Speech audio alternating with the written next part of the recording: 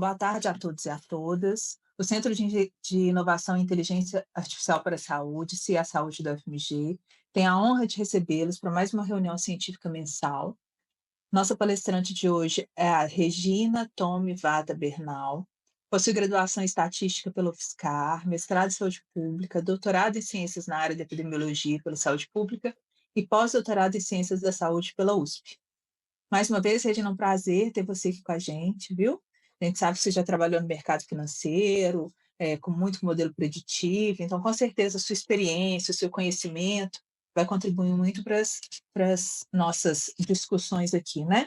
Você tem experiência também em inquérito domiciliar, telefônico, e de violências e acidentes, realizado em pronto-socorro Sentinela, não é isso? Isso, corretíssimo. Obrigada aí pela apresentação.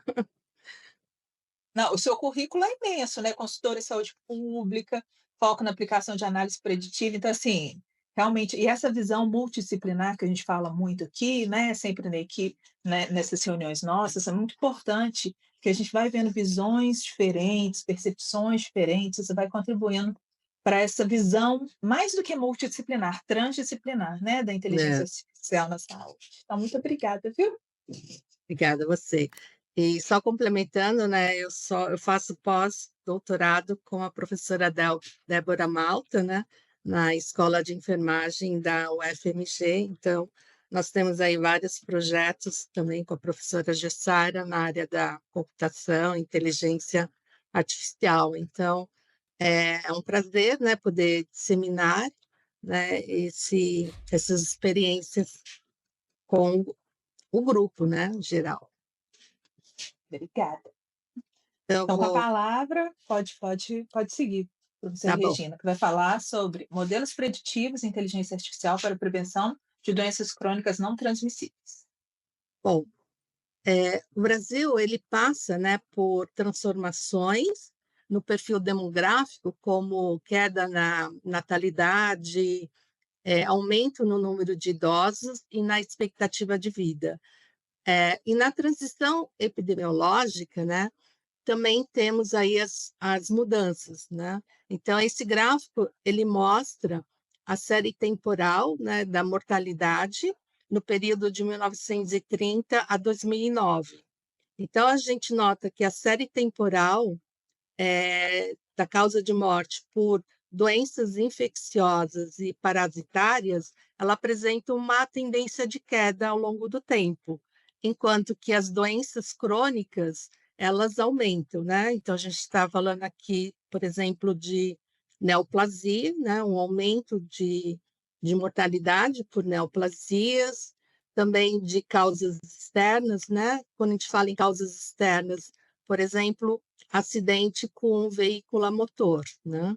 E temos também aqui as doenças do aparelho circulatório. Então essa transição que que a gente vai estar falando das doenças crônicas, né.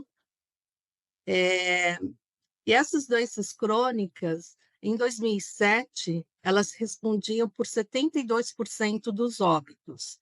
Então, analisando esse gráfico, que é a taxa de mortalidade por 100.000 pessoas. Então, nós temos aqui no período de 96 a 2007, né, uma queda na taxa de mortalidade, em torno de 20%. Mas quando nós estratificamos por causa, nós vemos diferenças. Então, a primeira causa de morte relacionado a doenças cardiovasculares, que apresentaram, né, uma tendência de queda nesse período de 31%, e a segunda causa, que é neoplasia, né, câncer, uma certa estabilidade nesse período, e também a terceira causa, que seriam as doenças, respiratórias crônicas, com uma queda aí em torno, hã, de 31%, né, na verdade 38%. E o diabetes aí com um aumento de 2%. Então, por isso que ter os modelos preditivos para doenças crônicas é importante, né, você conseguir identificar eh, esses eventos. Então, quando a gente fala em mortalidade, né, é muito importante a gente analisar por idade. Então nós temos aqui nessa tabela, na linha a gente tem as causas ordenadas e na coluna nós temos a idade, né? E na última coluna o total de óbitos. Então, se a gente analisar aqui a primeira causa de óbito, nós temos, no geral, que a primeira causa é relacionada ao aparelho circulatório, com 28,8%, né? Mas quando nós estratificamos por idade, a gente nota que há diferenças. Então, por exemplo, de 0 a 9, a primeira causa de morte relacionada a doenças perinatais, com 23.710 casos, que representam 46,4%. Já na faixa etária de 10 a 19, 20 a 39, a primeira causa relacionada a causas internas, enquanto que acima de 40 anos, a primeira causa relacionada a aparelho circulatório. Então, assim, quando a gente analisa dados na área da saúde, é importante, né, a idade e também ao sexo, né? Por quê? Porque a doença, ela está associada à idade e ao sexo. Então, esse aqui é um exemplo de resultado do Sistema de Informação sobre Mortalidade, que é o SIM, né? Então, o Ministério da Saúde disponibiliza essas bases de dados, que elas são utilizadas para justamente medir, né, as causas, gerar esse tipo de resultados para a gestão, né? E essas doenças, elas aumentam as despesas, né, quando a gente pensa no SUS e para as operadoras de saúde. Então, esse aqui é um exemplo de um evento grave de diabetes, né, onde nós temos aqui nesse gráfico de bolha a despesa mediana e a despesa máxima. E o tamanho da bolha representa a frequência de pessoas, de indivíduos. Então, esse aqui é um exemplo de evento grave, né, relacionado ao diabetes não controlado. Então, nós temos aqui, apesar do pé diabético, né, ter uma frequência menor, ela pode gerar uma despesa muito alta para o sistema. Então, você conseguir, né, ter esses modelos preditivos, ele é importante para a redução de despesas, né? E também para melhorar a qualidade de vida dos indivíduos. Então, a gente nota que, no caso de evento grave de diabetes, né, nós temos aqui uma frequência maior relacionado ao evento grave de cardio, né? Aí temos aqui a amputação e também a retinopatia. Então, isso aqui é um exemplo, né, de relação entre o custo, né, a despesa, relacionado ao tipo de evento. E esse gráfico de Pareto também mostra, né, que a relação 20-80, 80-20, nós temos aqui 2% dos beneficiários, né, gerando aí uma despesa de quase 44%. Então, quem são esses beneficiários, né? Que tipo de problemas, que tipo de doenças estão relacionados a essa despesa? Então, é importante a gente identificar, né, o evento e também os indivíduos. Quais são, né, esses desafios da prevenção? A questão do diagnóstico tardio. Então, muitas vezes, os indivíduos eles descobrem a doença já num estágio mais tardio, né? E isso acaba gerando um aumento maior ainda na despesa. E, além disso, o acompanhamento irregular, porque muitos pacientes, né, eles acabam não seguindo, né, um protocolo, e isso gera também, às vezes, um aumento na despesa. E a questão também de múltiplos fatores de risco, ou seja, à medida que você aumenta a idade, você também aumenta o número de comorbidades. Então, por exemplo, né, um paciente diabético, ele pode ter, né, também um problema cardíaco, né, a hipertensão. Então, isso que a gente chama de múltiplos fatores de risco, né, a comorbidade.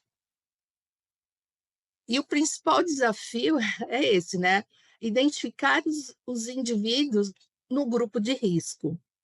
Então, aí a importância, né, de IA, os modelos preditivos para estar ajudando aí na identificação das dos indivíduos que apresentam aí um certo risco para as doenças.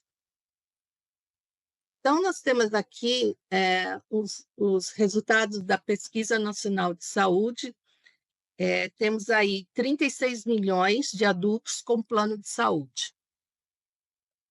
Aí os resultados, eles mostram que 18% desses adultos relataram problema de coluna, 6,5% de diabetes e 21, quase 22% de hipertensos.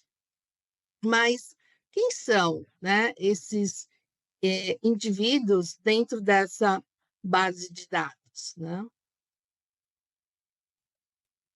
O diabetes, eu vou focar, né, no caso de diabetes, eu sei que na população eu tenho 6,5%, né, relatados. Mas quando a gente estratifica por idade, eh, a gente nota o quê? Um aumento. Então, pessoas com 65 anos ou mais, você tem aí em torno de 22% que relataram ser diabéticos, né? Então, por isso que é importante essa estratificação, né? Porque quando a gente olha no geral, ele pode não refletir realmente a realidade por grupo etário, né? Então, o diabetes, ele é uma doença que ela aumenta com o tempo, ou seja, com a idade, né? Vai aumentando o risco. E o diabetes não controlado, ele pode ter problemas de complicações, como retinopatia, cardio, renal e úlcera dos pés. Então, por isso que é importante você fazer a prevenção, para que um diabetes não controlado, ele pode gerar, né, problemas de complicações. Então, por isso é importante o monitoramento, né? Então, quando a gente fala em modelos preditivos de IA, né, onde que entra, né, a IA para estar ajudando aí na identificação, do grupo de risco? Então, a gente tem aqui a estatística tradicional, né, que trabalha com a inferência estatística, então a gente está falando de amostragem, e também utilizamos testes de hipóteses, intervalos de confiança e erro padrão, né? Então, essa é a estatística tradicional. Quando a gente entra, né, nos modelos de IA, a gente tem o machine learning, que são modelos baseados em algoritmos. O objetivo é identificar o que funciona. Interessa em prever os resultados de amostras futuras. E o foco na praticidade, né? Ou seja, eu vou desenvolver o meu modelo em uma amostra e aplico em outra. E esses algoritmos, eles são utilizados para tomada de decisão. E quais são as limitações e desafios, né? Muitos algoritmos, eles têm uma tendência ao sobreajuste, né? O tal do overfitting ou, às vezes, do underfitting. E a gente tem que ter um cuidado, porque você pode ter dados influenciados por erro de medição ou fatores aleatórios, né? E, às vezes, o ajuste perfeito para um grupo de dados pode não funcionar bem para outros, né? E o algoritmo preconceituoso. Quando a gente fala algoritmo preconceito, não é bem o algoritmo, né? É o analista que, na hora que você vai selecionar as suas variáveis preditoras, você pode estar sendo tendencioso. E, e como esses algoritmos eles são baseados, né, em identificar o que funciona, então isso pode introduzir esse viés, né? Então a gente tem que ter muito cuidado na hora de fazer a seleção das variáveis. Bom, dentro dos algoritmos, né, de machine learning, nós temos aí vários, né? E a todo momento surgem novos algoritmos. Se vocês notarem nesse mind map, muitos desses algoritmos são estatísticos, né? Como árvore de decisão, redução de dimensionalidade, o clustering, né? Os modelos de regressão. Então, esses aqui são exemplos de algoritmos. Os modelos bayesianos são os modelos estatísticos. E aí temos, né, os métodos Ensemble, que é o Randall Forest, tem o Gradient Boosting. Então, aí temos vários outros algoritmos matemáticos, né, como redes neurais. Aí temos os algoritmos de Deep Learning. Então, ou seja, na hora que você vai decidir qual algoritmo que eu vou usar, né? Então, a gente tem aí uma variedade de algoritmos disponíveis. E quando a gente usa machine learning, né, eles são práticos, né? Eles querem encontrar o melhor resultado para a tomada de decisão, ou seja, pouco interesse em interpretar os modelos e a liberdade para modelar a complexidade do mundo real. Então, aqui tem um exemplo de um algoritmo, né, que é o Randall Forest, que, na verdade, são florestas de árvores de decisão. E aí, para você poder combinar todos esses resultados de todas as árvores, utiliza-se esse método Ensemble. Temos aqui um exemplo do K-means, né, que o objetivo é criar clusters. Temos aqui um exemplo de redes neurais. E machine learning, né, ele trabalha, ele busca, né, a melhor acurácia para a tomada de decisão. Então, eles são algoritmos para resolver problemas práticos de predição. Bom, quando a gente trabalha, né, com grandes volumes de dados, o que você vai encontrar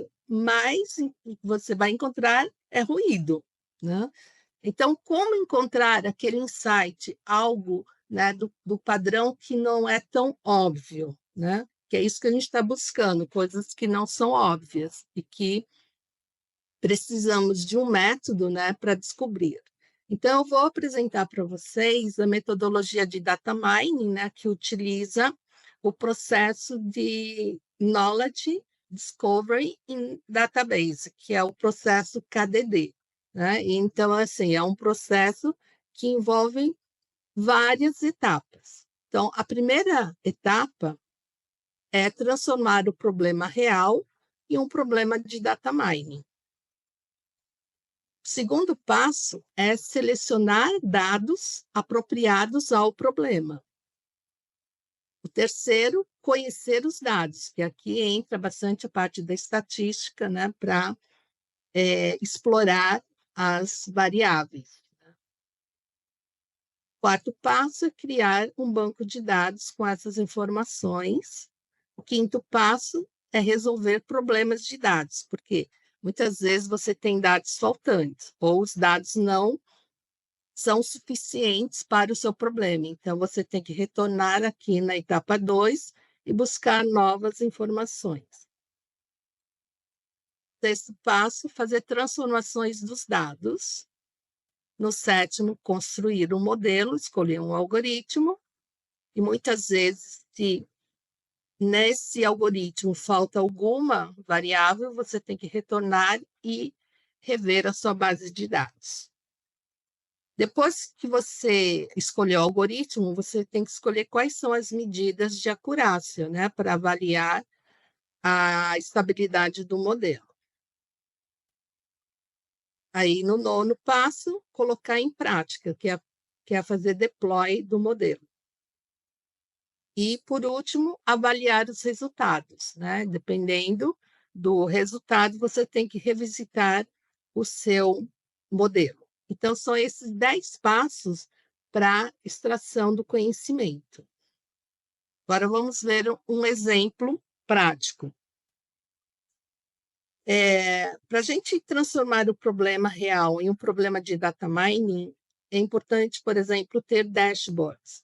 Então, nós temos aqui um exemplo da rede GBD Brasil, onde nós temos dados sobre mortalidade para o Brasil, né, e também para diversos para o mundo, né? Então, nós temos aqui o dashboard, onde ele mostra que a primeira causa de morte em 1990 era cardiovascular, em 2019 continua sendo cardiovascular. Então, aqui eu consigo encontrar um problema.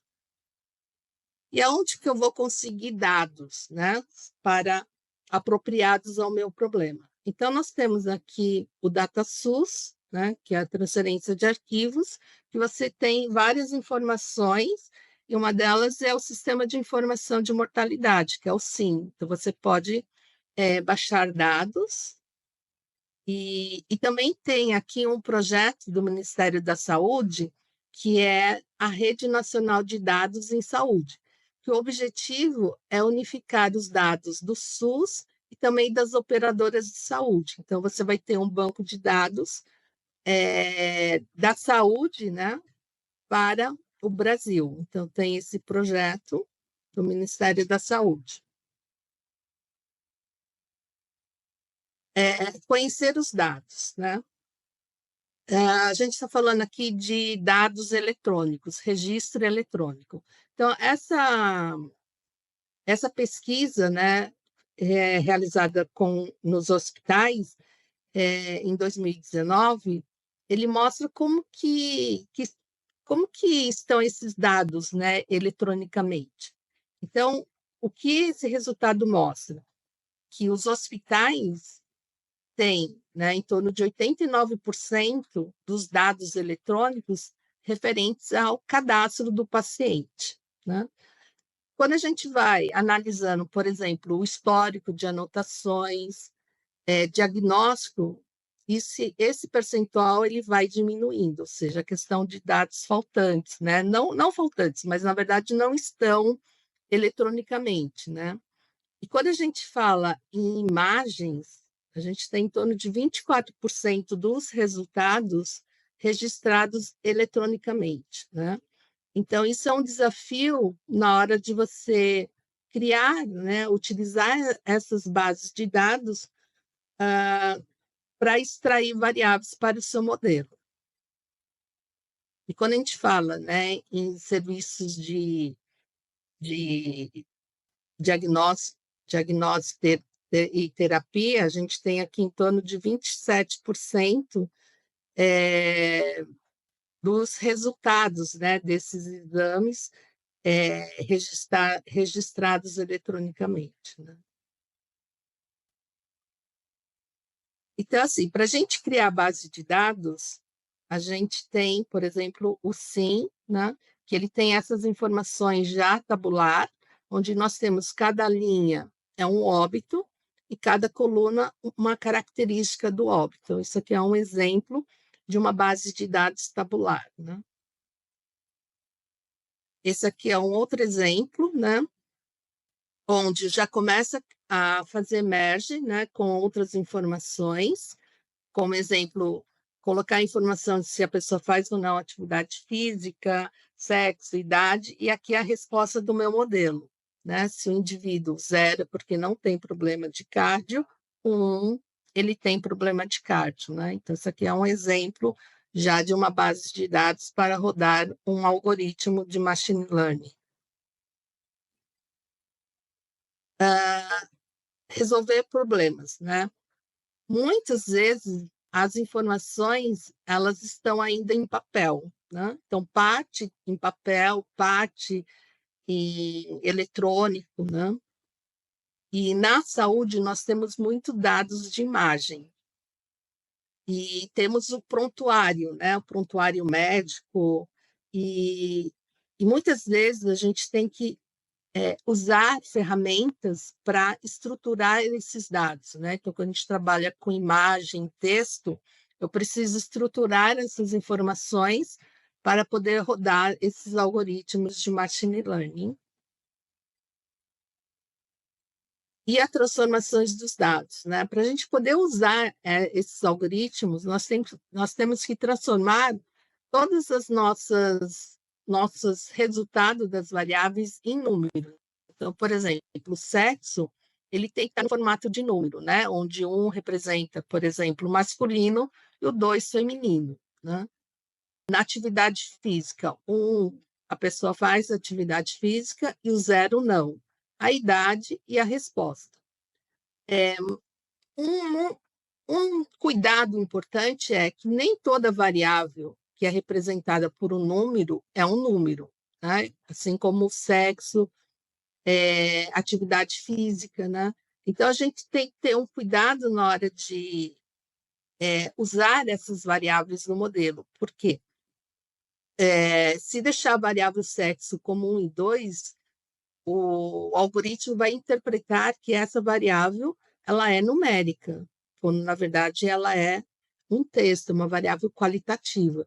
Então, a gente começa a tem que fazer esses tratamentos, né? Transformações nos dados, ou seja, criar variáveis dummies. Então, a gente tem que ter um processo aí de cuidado, né? De qualidade das nossas variáveis para os modelos. E na etapa 7, né, que é construir um algoritmo. Então, a gente tem uma base de dados, se a gente tiver uma resposta, né, e dependendo do tipo da resposta, se ela for qualitativa, então eu tenho um conjunto de algoritmos. Por exemplo, variável resposta qualitativa é 0 e 1, né? É cardíaco, sim ou não. Então, posso usar uma regressão logística, posso usar uma árvore de decisão, posso usar redes neurais. Agora, se a minha variável resposta ela é quantitativa, então eu vou usar uma regressão linear ou uma árvore de regressão, séries temporais e redes neurais. Então, aqui eu apresento alguns exemplos de algoritmos. Então, esse conjunto de técnicas nós chamamos de técnicas supervisionadas. Por quê? Porque eu tenho uma variável resposta. Se eu tenho um conjunto de dados onde eu não tenho uma variável resposta, eu só tenho um conjunto de características, nós chamamos de técnicas não supervisionadas. Então, por exemplo, eu posso fazer uma análise de cluster, né? Uma segmentação de pacientes. Então, isso que difere, né, as técnicas supervisionadas da não supervisionada. E aí vai depender do tipo do seu problema. Nesse exemplo, né, que é para o evento cardiovascular, a resposta é qualitativa, é 0 ou 1. Então, eu usei a regressão logística. A regressão logística, né, ela é utilizada para problemas de classificação, né, onde eu quero encontrar variáveis que discriminem, né, o grupo 0 do grupo 1. Então, isso aqui é um exemplo de um problema de classificação. Então, eu tenho aqui 290 mil pacientes, sendo que 6 mil apresentaram um evento grave, né? O que é um evento grave? Ele ter tido um derrame, um infarto agudo, e o não evento grave é um hipertenso, por exemplo, né? E na saúde nós temos esse problema, ainda bem, né? Que o evento estudado, geralmente, ele é muito menor do que o outro grupo, né? Então, isso tem alguns certos desafios na hora de você rodar os seus modelos, né? Tem um problema aí de desbalanceamento muito grande, né? Então, isso aqui é um exemplo de evento grave relacionado à CAD. Aí eu rodei o algoritmo, a regressão logística, né? E o resultado, eu tenho aqui as minhas variáveis preditoras, os coeficientes do modelo, o p-valor, né? Para saber quais são as variáveis que têm uma associação com a variável resposta, e eu posso usar o odds ratio, né? Então, assim, o grande desafio para o cientista de dados é apresentar o resultado do seu modelo para o gestor, né? Seja o gestor de saúde ou para o médico. É muito tedioso você ficar explicando, né, os coeficientes positivos e negativos. Então, a gente tem que buscar alternativas de apresentar o modelo de forma que faça sentido para quem está assistindo, né? Então, por exemplo, o odds ratio, eu sei que valores abaixo de 1, né, representam um fator de proteção e acima de 1, um fator de risco. Então, por exemplo, né, o tempo de plano.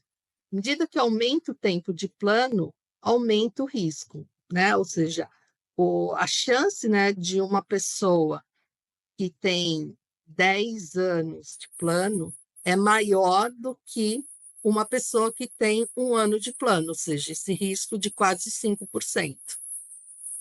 A idade, à medida que aumenta a idade, também aumenta o risco, faz sentido, né? Esses dois segmentos da empresa têm um odds ratio menor que 1, então diminui a probabilidade dele ter um problema de infarto. Ser homem tem 3 vezes mais chance, né, de ter um problema cardíaco quando comparado à mulher. Então, a gente tem que usar esse tipo de resultado para poder apresentar o resultado. Uma outra forma é você escolher, né, um grupo ou um indivíduo que tem baixa probabilidade e o outro com alta probabilidade, né? Então, quando a gente analisa o resultado do modelo, o tempo de plano, né? Se ele tem 2 anos, ele tem esse peso, né? O coeficiente, 60 anos, né? Não pertence a esse segmento, então ele vale 0. O gênero, homem, né? 3, então, somando, aí eu vou apresentar aqui uma pessoa que tem 2 anos, 60 anos, não pertence a esse segmento, e o fato de ser homem tem 75% de chance, né, de ter problemas cardíacos, enquanto que uma mulher, né, com as mesmas características e sendo mulher, tem 12% de chance. Então, é uma forma de você apresentar o resultado do seu modelo. O que está por trás da regressão logística, né?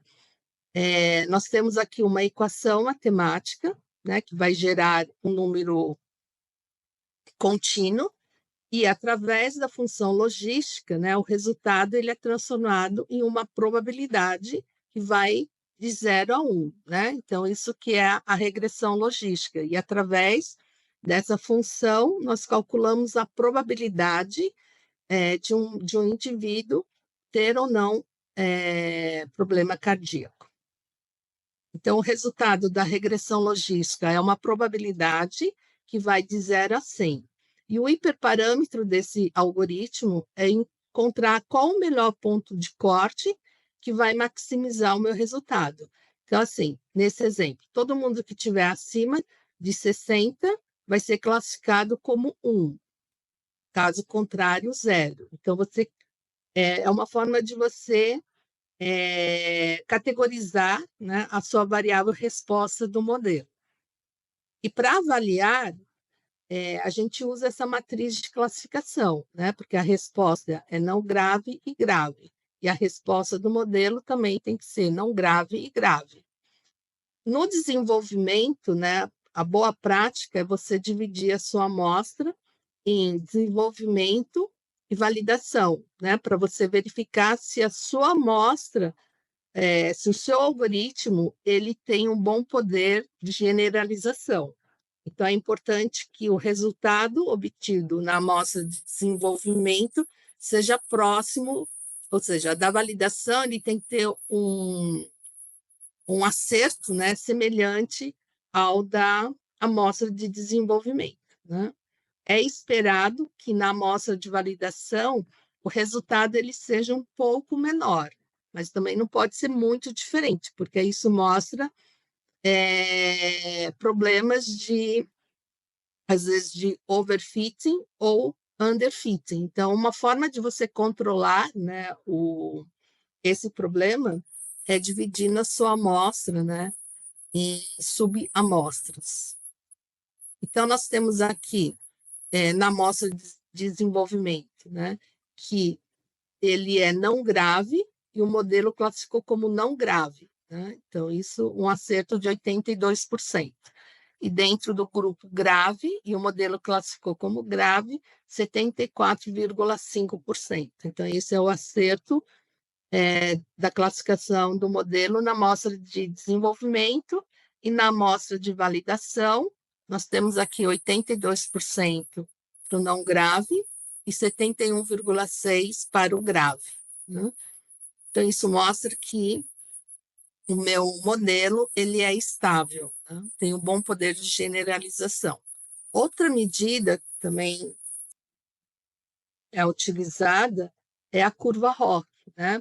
Então, é uma análise que trabalha com a especificidade e sensitividade do modelo, né? Então, quanto mais distante a sua curva tiver do baseline, significa que as suas variáveis preditoras têm um bom poder de generalização, ou seja, quanto esse valor da área for mais próximo de 1, significa que as suas variáveis têm um bom poder de discriminação, né? Então, essas aqui foram as medidas que eu utilizei para avaliar o modelo. E como que, por exemplo, as operadoras utilizam esse tipo de resultado, né? Então, eu tenho aqui os meus beneficiários, né? 118 mil beneficiários, 116.837 não tem o evento grave e 1.532 tem o evento grave. Aí eu tenho aqui o resultado do modelo, né, que ele classificou como não grave e grave. Eu tenho aqui o não grave e o modelo classificou como grave. Isso é o erro do modelo, né? Ele é grave e o modelo classificou como não grave. Então, isso é um erro do modelo. Só que o fato deles não terem, apesar deles serem classificados, deles serem não grave, ou seja, não tem problema cardio, mas eles têm as mesmas características das pessoas que têm o evento. Então, esse grupo ele é selecionado para as campanhas de medicina preventiva, né? Por quê? Porque eles não têm a doença, mas têm comportamento ou um padrão semelhante ao que tem. Então, as operadoras, né, na área da medicina preventiva, seleciona esse grupo para fazer a seleção dos pacientes, né, para o programa. Bom, para avaliar, né, o efeito, né, da campanha de prevenção, é importante a gente ter o grupo controle e o grupo monitorado, né? Então, isso aqui é um exemplo de uma campanha, né, de prevenção cardiovascular. Então, nós temos aqui a despesa média anual, né? E aqui o tempo do programa. Então, eu analisei aqui antes, né, deles entrarem no programa, são semelhantes. Aqui o tempo zero, quando ele entrou no programa, 1 ano após, 2 anos e 3 anos após o programa. Analisando o grupo geral, né, a gente nota que não há diferença, né? Mas é importante sempre, né, estratificar por idade. Por exemplo, no grupo entre 60 e 69 anos, já começa a ter uma certa diferença entre a despesa média do monitorado com o controle. Mas será que essas diferenças são estatisticamente significativas? Aí entra o quê? Os testes de hipóteses, né? Porque a gente não pode ser tendencioso tendencioso e utilizar somente comparação de médias, né? Tem que olhar a média e desvio padrão também. No grupo de 70 anos e mais, né? Aqui sim mostra uma grande diferença entre o controle e o monitorado, né? Então, veja que no tempo zero é esperado que o grupo controle ele tenha uma despesa maior em função do próprio programa, né, que incentiva um check-up, e no tempo 1 as despesas praticamente são iguais. No tempo 2, né, de programa, já começa a dar uma diferença, que a despesa média do grupo monitorado ele é menor do que o grupo controle, e no 3 anos de acompanhamento, essa despesa também é diferente, né? Então, esses são tipos de controle que é importante, né, o gestor, né, saber se o programa que está sendo utilizado ele realmente tem, né, ele traz uma certa redução de despesa, né, como é o objetivo, né, uma forma de você reduzir despesa é fazendo a medicina preventiva. Então, são os 10 passos, né, para a extração do conhecimento. Quais são os desafios e limitações, né? A gente tem aí o viés algorítmico, né? E as desigualdades em saúde. A gente tem um problema de dados faltantes, né? E a qualidade da informação. E tem essa questão da explicabilidade dos modelos, né? Vai ser caixa preta versus interpretáveis. O que é o modelo caixa preta? Por exemplo, redes neurais é um modelo caixa preta, porque você não sabe quais as variáveis que foram utilizadas para, para a resposta, né? Enquanto que os modelos estatísticos, eles são interpretáveis, porque eu sei quais são as variáveis que aumentam ou diminuem o risco, né, no cálculo da probabilidade. Então, isso é uma discussão, né, dessa questão da explicabilidade dos modelos.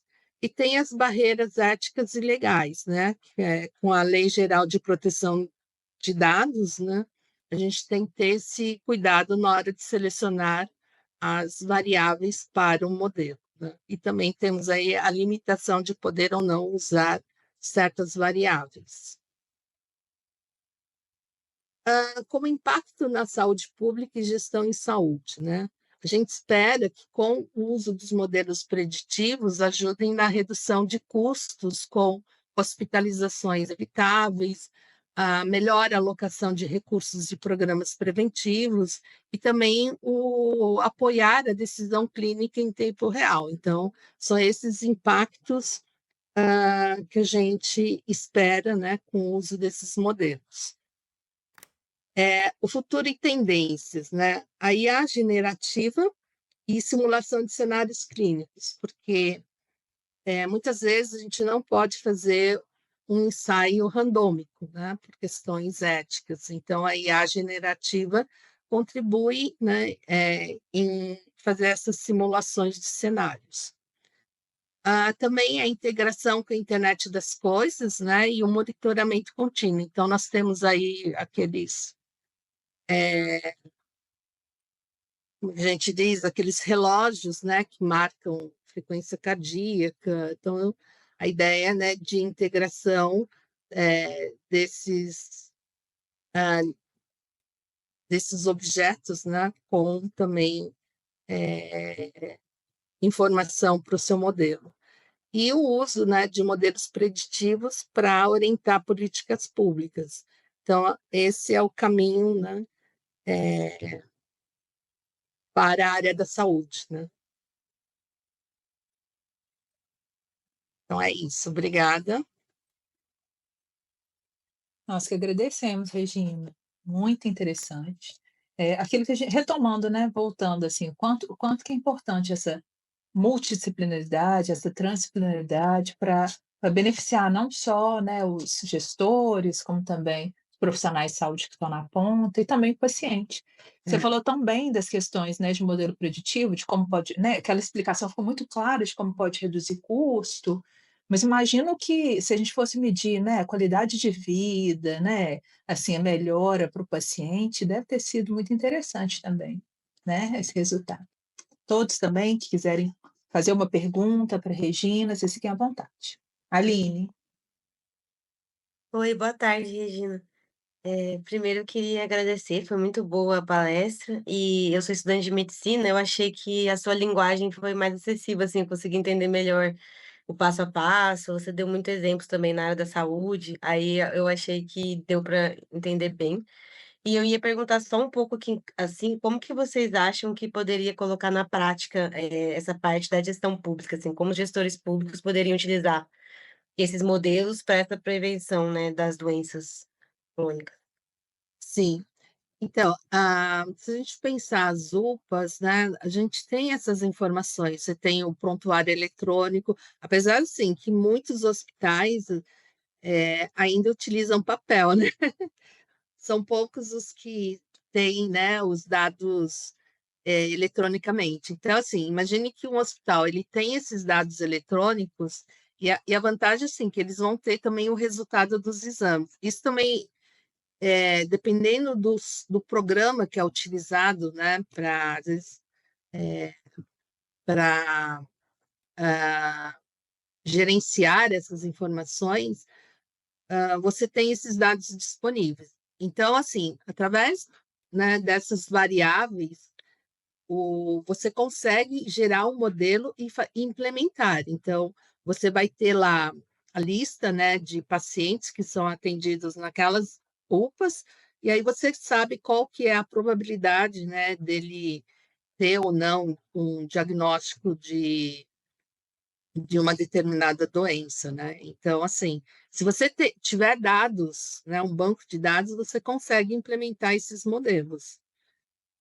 Então, a gente tem hoje também o prontuário eletrônico, né? O prontuário, né? Então, usando também essas informações, você consegue fazer um resumo, né? Usando a inteligência artificial, esses modelos LLMs, ele consegue ler esse prontuário e fazer um resumo desse paciente, né? E isso pode ajudar, né, o médico, o gestor, algumas tomadas de decisão, né?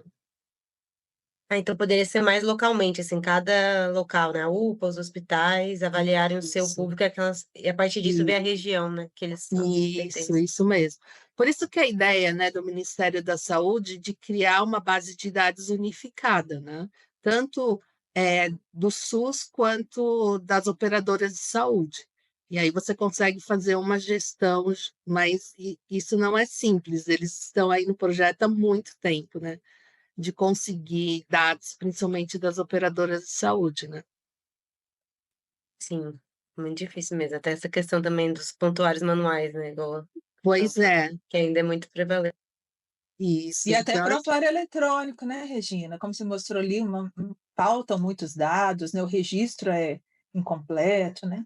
é, Então, assim, eu também, né, fiz alguns trabalhos, modelos utilizando imagens, né? Por exemplo, modelo preditivo para coluna. Então, estou trabalhando com raio-x. Só que falta dado, né? Porque, como mostrei naquela pesquisa, né, que somente 24% dos exames estão registrados eletronicamente. Onde estão esses exames, né? Esses raios-x? Então, assim, é um grande desafio nesse sentido de dado, de falta de dados, né, e a qualidade dos dados, né, que é muito importante a qualidade para você ter um bom modelo preditivo. Falta de padronização também para cruzar os dados, né. E Obrigada. de nada. Temos mais uma mão levantada, tá como MMTX. Desculpa, eu esqueci de. Oi, gente, Mauro Teixeira. Ah, tudo bem, Mauro? Eu não vi que estava sem nome, não, desculpa. É, Imagina, prazer te ter aqui, viu? Tudo jóia. Então, obrigado, Regina. Eh, eu estava olhando aqui, na hora que nós estamos falando no mundo da diabetes, né? Tratamento hoje de diabetes melhorou muito com os agonistas GLP-1, né? São os glutidas, viu, gente? Ozempic da vida, mas melhorou muito, tá? É, é, e aí você mostra que diminui o custo do plano, mas você não transfere um pouco do custo para o paciente também, não? Já que o plano não paga o medicamento? Então, mas o modelo preditivo ele atua antes, né? Então, imagine assim, você tem os pacientes que não têm diabetes, mas têm uma alta probabilidade de ter. Ah, Então, mas é eu nesse não. programa nesses pacientes que eu vou fazer um tratamento. Agora, para o grupo que já tem diabetes, o modelo preditivo para evitar que ele tenha um evento grave, ter um problema renal. Então, assim, a ideia da medicina preventiva é fazer com que o evento não ocorra, né? Porque uma vez que o Mas evento aí, ocorreu, aí a despesa, né? mas a evidência de que a gente consegue, de fato, Então, impedir o desenvolvimento das doenças não é bom, né? Assim, e aí é que eu não acho que vocês têm. Você falou assim, existe um problema ético. Eu acho que é o momento da gente adquirir e de fato experimentar essas coisas, né? Não há um problema de ter grupo controle de forma alguma. Não tem evidência nenhuma de que você usar IA para selecionar grupos de fato é bom. Você tem expectativas, né? Então eu acho que é o momento de se planejar esse tipo de estudo. Eu uso um algoritmo, separo o indivíduo e agora coloco eles ou não. é, é, e aí a gente usa o modelo da medicina de obter evidência, porque não tem evidência de que se eu separar o indivíduo mais cedo e colocá-lo em exercício, né?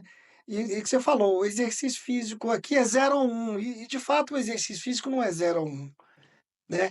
Ele depende do exercício, depende da isso. intensidade, depende de muita coisa. Então eu poderia criar protocolos de prevenção de fato bons ou não, separando os indivíduos por IA antes. Então, assim, é, é, eu acho que às vezes a gente. E talvez isso é conversar com os planos de saúde, de fato demonstrar que o que se faz com a IA tem impacto real. Porque eu não Uhum. vejo isso sendo feito, né? A Não, gente está usando IA e assumindo que vai funcionar, assumindo que falar que você está em risco, as pessoas vão entender. Assim, eu não sei se tem muito fumante aqui, não. Todo fumante sabe que é um problema e continua fumando. e Então, assim, continua, a sim. nossa capacidade de modificar comportamento é baixa, né? É. Enfim, mas eu acho que é isso.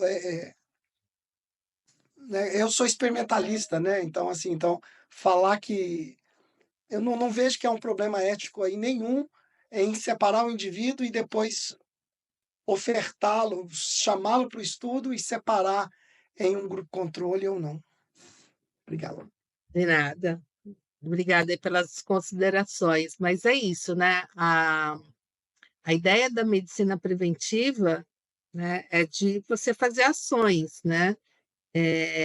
Para que não tenha uma complicação, porque o que gera despesa é a complicação, às vezes uma internação, né, uma cirurgia, alguma coisa, isso que aumenta a despesa. Então, o objetivo de uma forma, né, de você reduzir essas despesas das operadoras é fazendo a prevenção. Mas, às vezes, é muito difícil você realmente convencer a pessoa, né, a ficar 3 anos numa campanha, por exemplo, é um desafio, né? Então as pessoas desistem no meio do caminho. Então, aí já não é coisa de IA, né? Mas aí Desafios da temos lá. pesquisa em si, né, Regina? É, Agora, para a última pergunta, vou deixar o Misael, tá? E a gente vai ser mais breve nesse finalzinho para a gente não passar muito da hora. Oi, Regina, eu sou o Misael, sou aluno do CIA e gostei muito também da sua apresentação, deu para compreender bem a ideia que você quis passar. Eu fiquei com uma dúvida que, pensando na diabetes ou qualquer doença crônica não transmissíveis, o estilo de vida que a pessoa leva e os determinantes sociais influenciam diretamente, né, no Uhum. desfecho, como isso vai evoluir. Os modelos, eles conseguem fazer análise desse tipo de dado ou ele fica restrito mais aos dados tradicionais mesmo, como idade, sexo e tudo mais? Não, eles utilizam, né, variáveis contínuas, qualitativas. O grande desafio é você conseguir ter esses dados de qualidade de vida, por exemplo, saber se ele fuma ou não, saber se ele faz atividade física, há quanto tempo. Então, a gente tem, por exemplo, o Vigitel, né? O Vigitel é justamente para tentar captar essas informações, né? Qual que é a frequência, né, de atividade física, de obesidade, excesso de peso. Só que como que a gente coleta esses dados, né? Então, por exemplo, no prontuário médico, provavelmente você vai ter informação lá, não vai? De IMC. Então, assim, essas informações elas têm que ser coletadas na hora que o paciente está na consulta. Aí você tem essas informações, o seu modelo fica muito mais rico, né? Essas informações dentro do prontuário eletrônico. Então, você vai ter lá toda a descrição, né, da atividade dele, se é fumante, não fumante. E se a gente tem essa informação, a gente transforma isso em variáveis preditoras para o modelo. Ah, ficou claro que, né, bate mais na tecla novamente de a gente que futuros médicos, né, registrar certinho no prontuário, colocar os Isso, é isso. Quanto Obrigado. mais dados, mais rico vai ser o seu modelo, Sim, entendi. né? Obrigado. Sim. Tá bom? De nada. Você tem que fazer uma campanha aí, né, de coleta de quanto mais dados vocês coletarem do paciente, melhor. Não só sobre a doença, mas também a qualidade de vida, os hábitos de alimentação, de atividade física, né? Elisa, quer dar uma palavrinha? Elisa, nossa Quero. diretora da EDC, que é Educação e Difusão do Conhecimento. Não, quero só agradecer, viu, Regina, a sua apresentação, sua fala, sua presença aqui hoje, agradecer a presença de todo mundo, mas antes de passar para a Cris, só para encerrar, eu queria convidar todo mundo que quiser, que puder abrir a câmera, a Aline, nossa aluna está aqui, ela vai dar o print, porque a gente tem um boletim que é divulgado, então vai sair uma notícia, quem quiser participar, abre a câmera aí para poder participar do boletim nosso, e, enfim, consegue aí, Aline, chegar? Vou tirar, então. Tá bom. Eu? Tirei. Obrigada, pessoal. Obrigada, pessoal. Logo lá, aproveita aí, já que eu estou falando, né, com a fala, para convidar todo mundo, né, para poder acompanhar as redes sociais, toda a parte, né, do LinkedIn, do site, enfim, a gente tem sempre uma novidade, tem sempre um curso em andamento, tem sempre uma reunião igual a essa, que a gente tem uma palestra bem bacana. Então, assim, depois tem a disponibilização, né, a gente coloca o vídeo disponível. Então, assim, aproveito aí para convidá-los e convidá-las para seguir, né, todas as redes do CIA. E também aproveitar também, já vou puxando, viu, que a gente vai lembrando. Só @IASaúde-UFMG, tá? LinkedIn Isso aí. e Instagram.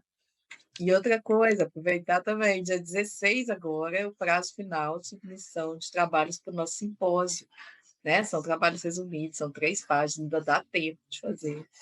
E aí fica o convite, que o evento é um momento bem bacana de encontro de toda a comunidade aí, que é em setembro, tá? Regina, obrigada. Cris, desculpa, acabei estendendo. Não, foi ótimo. Só vou estender o convite mais um pouquinho. Então, só para reforçar, até segunda-feira a submissão de trabalhos. Em alguns dias, esqueci a data exata, a gente vai abrir para inscrição e o evento vai ser em outubro, lá no campus da Pampulha, tá? Aqui em Belo Horizonte. E o último convite que a Francine, nossa assistente, pediu para colocar, assistente executiva, né? Foi de quem quiser, né, colocar o e-mail aqui. Ela vai colocar um link aqui no chat para disponibilizar as pessoas que quiserem se inscrever para receber as notícias do CIA Saúde, tá bom? Então, agradeço mais uma vez, Regina, muito obrigada e esperamos vocês no nosso próximo encontro aqui. Boa tarde. Ok, obrigada aí pelo convite. Tchau.